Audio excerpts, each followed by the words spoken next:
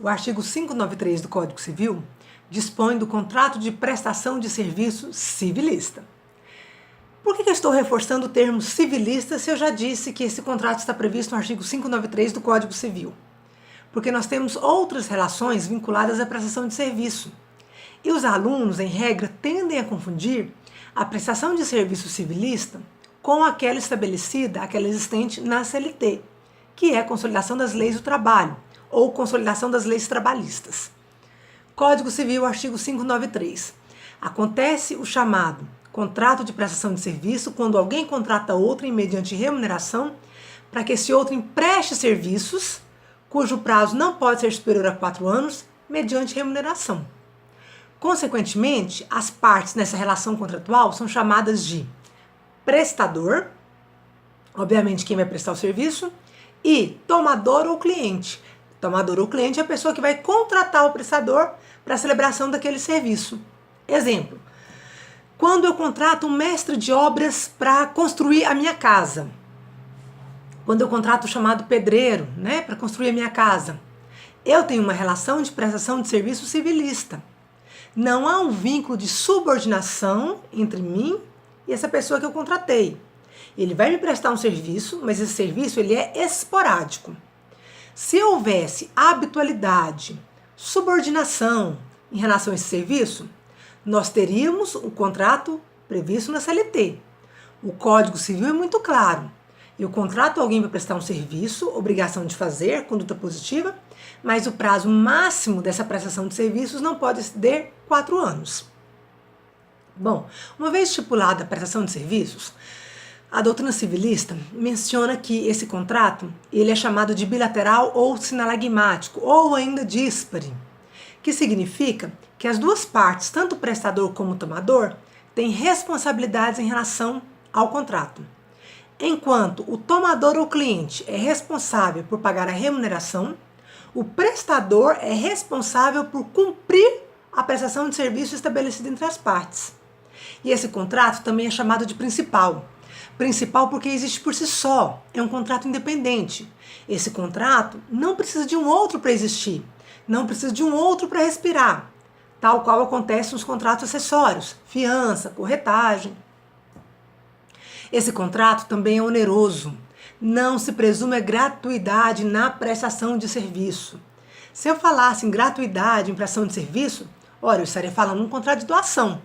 Na doação, alguém por mera liberalidade doa, transfere objetos do seu patrimônio para o patrimônio de outrem, para outrem.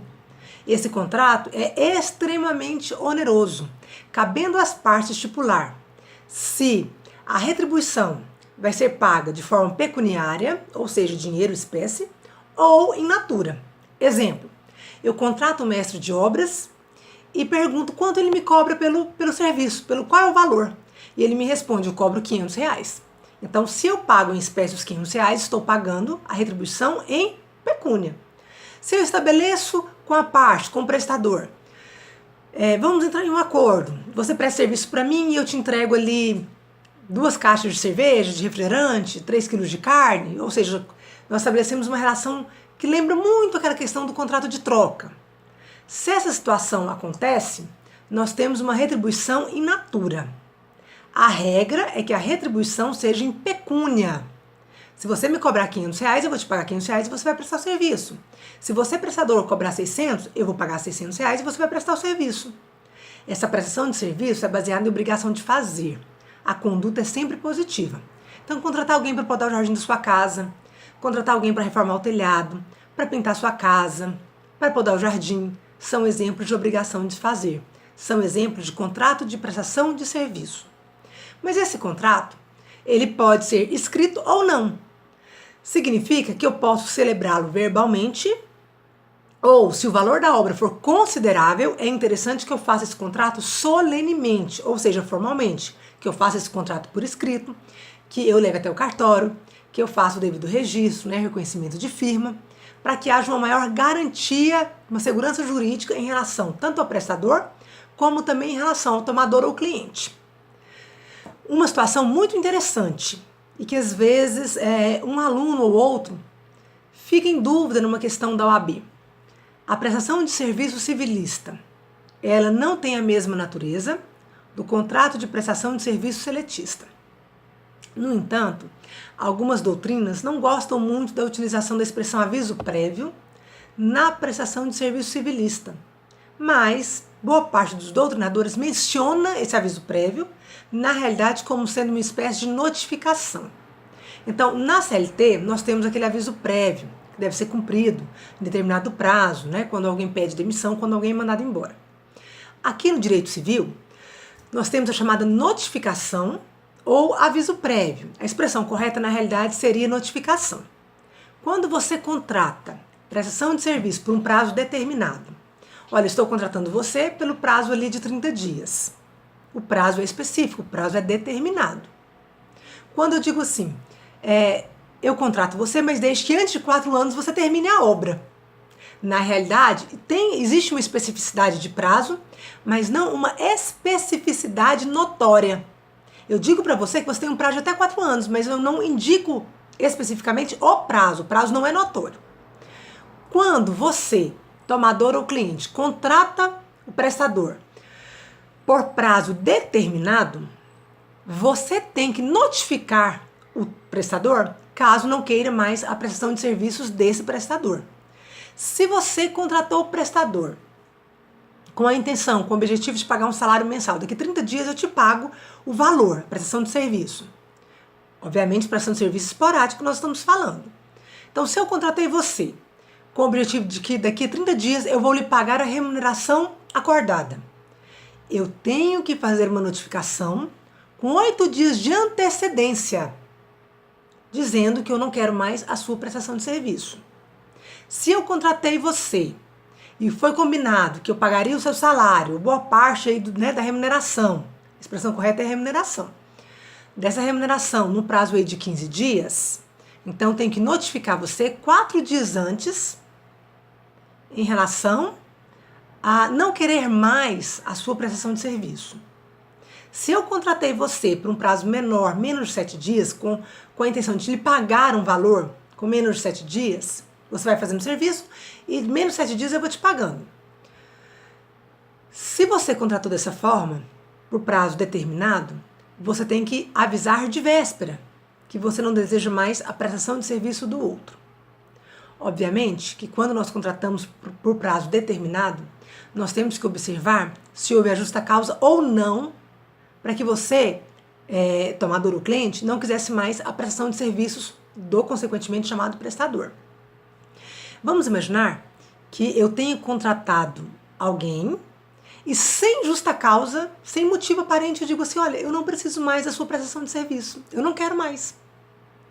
Você, prestador, poderia alegar a seguinte situação: poxa, eu não prestei serviço para o senhor fulano de tal porque eu quis dar preferência para você. E agora, sem mais nem menos, você simplesmente está me mandando embora? Você não quer mais que eu preste serviços para você? Serviço esporádico? Para proteger a pessoa, a parte prejudicada nessa situação, o direito civil diz o seguinte: se você contratou e sem justa causa você está dispensando o serviço, é cabível uma remuneração. Você vai pagar aquele valor estipulado mais a metade daquela remuneração. Então, contratei você sem motivo aparente, sem justa causa, eu digo, não quero mais o seu serviço. Poxa, Kelly, mas eu ia prestar o serviço para o senhor fulano de tal e resolvi dar preferência para você. Agora você está entre aspas, me mandando embora. E o que eu vou fazer? Eu preciso do dinheiro. Para que você, prestador, não sinta prejudicado, não saia prejudicado nessa situação, você vai pleitear o valor que nós acordamos mais a metade dessa remuneração. Então, se, exemplificando, eu fiquei de lhe pagar R$500, eu tenho que te pagar R$500 mais 250, o valor total mais a metade daquela remuneração acordada. Isso quando há dispensa sem justa causa. Na despedida, digamos assim, na dispensa com justa causa, é devido o valor proporcionalmente em relação ao tempo de trabalho, a prestação de serviço, prestação esporádica, volto a falar, reafirmo, prestação de serviço esporádica, nós estamos no Código Civil. É importante também salientar que o aliciamento de trabalhadores é crime previsto no Código Penal, pena de detenção, artigo 207, e o direito civil pune o aliciador dizendo que o aliciador deve pagar ao tomador ou cliente a remuneração que foi estipulada com o prestador no prazo de 2 anos.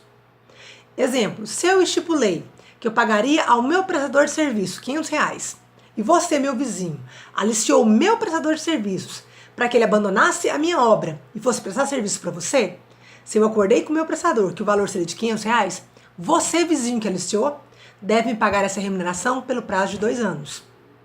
Sem falarmos da responsabilidade penal, da responsabilidade criminal, artigo 207 do Código Penal.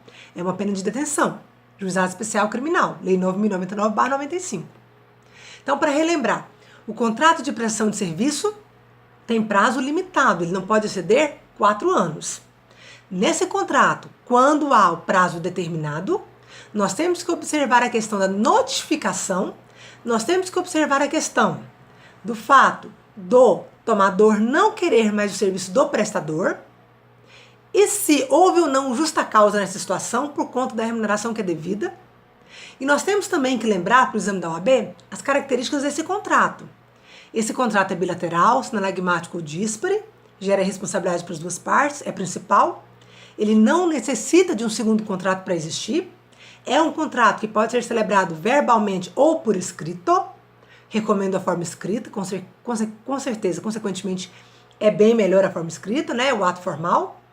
E é um contrato também onde, ao ser findado, o prestador pode pedir um recibo. Na realidade, essa expressão pode fica até um pouco estranha, né? Ele deve, juridicamente falando, ele deve pedir recibo ao tomador sob a alegação de que a obra foi concluída conforme o pedido do tomador ou cliente.